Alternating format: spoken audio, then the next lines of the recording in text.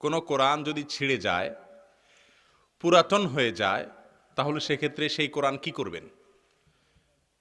এই কোরআন যদি আর পড়ার মতো না থাকে, পোকা খেয়ে ফেলে, পুরাতন হয়ে যায়, ধরলেই ছিঁড়ে যায়, তাহলে সেক্ষেত্রে সেই কোরআন কোনো কবরস্থানে বা এমন কোনো জায়গায় যেখানে মানুষ খুব বেশি হাঁটাচলা করে না, সেখানে একটা গর্ত করে ওই কোরআন সেখানে পুঁতে ফেলে দিয়ে উপর দিয়ে কি দিয়ে দিবেন? মাটি দিয়ে দিবেন। অথবা যদি কোনো সমুদ্রে ওটাকে পানিতে ভাসায় দিতে পারেন, তাতে আস্তে আস্তে আস্তে আস্তে আস্তে সেটা পানির সাথে মিশে শেষ হয়ে যাবে, সেটাও করতে পারেন। এগুলা করাতে কোনো কোরআনের প্রতি কি হবে না? অসম্মান হবে না। কোরআনের পাঠ করার যদি মতো না হয়, তাহলে সেক্ষেত্রে কোরআনকে সম্মানজনকভাবে দাফন করা অথবা এমন কোনো জায়গায় এমন কোনোভাবে শেষ করা যাতে করে ওইটা পড়ে থেকে কি না হয়? অসম্মান না হয়। এটা করলে ইনশাআল্লাহ ছেঁড়া কোরআনের প্রতি আমাদের যে দায় আছে সেটা আদায় হয়ে যাবে।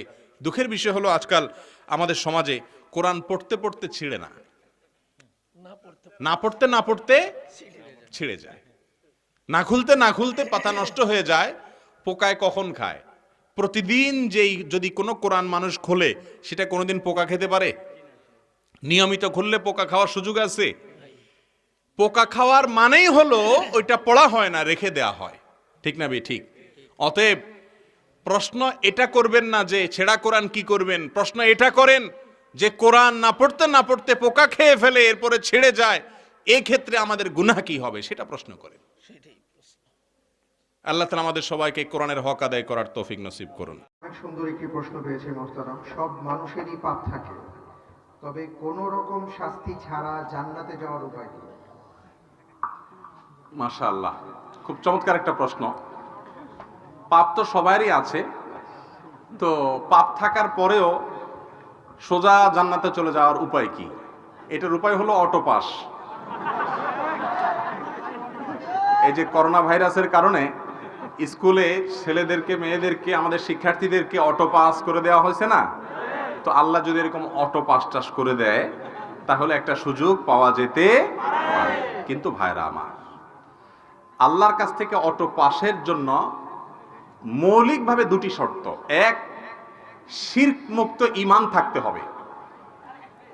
যদি ঈমানের মধ্যে শিরক থাকে তাহলে সেক্ষেত্রে কোনো অবস্থাতে অটো পাসের কোনো সুযোগ নাই।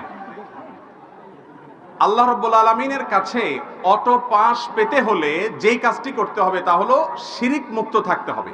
শিরক করে যদি কেউ মারা যায়, আল্লাহ তাআলা আগাম ঘোষণা দিয়েছেন সে অটো পাসটা হবে না, সে সোজা কোথায় যাবে? জাহান্নামে যাবে। ইন্নাল্লাহা লা ইয়াগফিরু আন ইউশরাকা বি, আল্লাহর সঙ্গে শিরক করে মারা গেলে, তওবা ছাড়া মারা গেলে তাকে আল্লাহ তাআলা maaf করবেন না। মুসনাদ আহমদে বর্ণিত হাদিসে নবী সাল্লাল্লাহু আলাইহি ওয়াসাল্লাম বলেছেন, আদ-দাওয়াবিনু ইনদাল্লাহি সালাসা, আল্লাহর কাছে তিন ধরনের মামলা উঠবে। তার ভিতরে এক ধরনের মামলা হলো শিরক সংশ্লিষ্ট মামলা। এটা জামিনের অযোগ্য, ক্ষমার অযোগ্য, সরাসরি জাহান্নাম। এজন্য শিরক থেকে বেঁচে থাকার জন্য চেষ্টা করতে হবে। এক। দ্বিতীয় হলো বান্দার হক নষ্ট করা যাবে না। ওই যে আজকে 4টা পয়েন্ট বলেছি, 2টা পয়েন্ট এর মধ্যে চলে আসছে। দেখেন, বান্দার হক নষ্ট করা যাবে না। মানুষের অধিকার যদি নষ্ট করেন, কিয়ামতের দিন আল্লাহ নিজেও বলবেন যে এই মামলা আমি নিষ্পত্তি করব না। যার অধিকার নষ্ট করেছো তার কাছে এই মামলার এখতিয়ার, তিনি চাইলে মাফ করবেন। আর কিয়ামতে কেউ কাউকে মাফ করবে না। নিজের বাবাও ছেলে মেয়েকে মাফ করবে না। ইয়াউমা ইয়াফিরুল মারউ মিন আখিহি ওয়া উম্মিহি ওয়া আবি। এজন্য ভাইরা আমার, যদি গুনাহ করেও সোজা জান্নাতে যেতে চান, এক, শিরক থেকে বেঁচে থাকবেন। 2, মানুষের হক নষ্ট করবেন না। আর 3, সর্বক্ষণ তওবাকে নবায়ন করবেন। কিছুক্ষণ পর পর বা প্রতিদিনই আল্লাহর কাছে লজ্জিত হয়ে মাপ চাইবেন এবং চেষ্টা করবেন গুনাহ ছাড়ার। এই কসরত যদি করতে করতে থাকেন, ইনশাআল্লাহ আশা করা যায় পাপের পরেও আল্লাহ তাআলা মাফ করে জান্নাত দিবেন।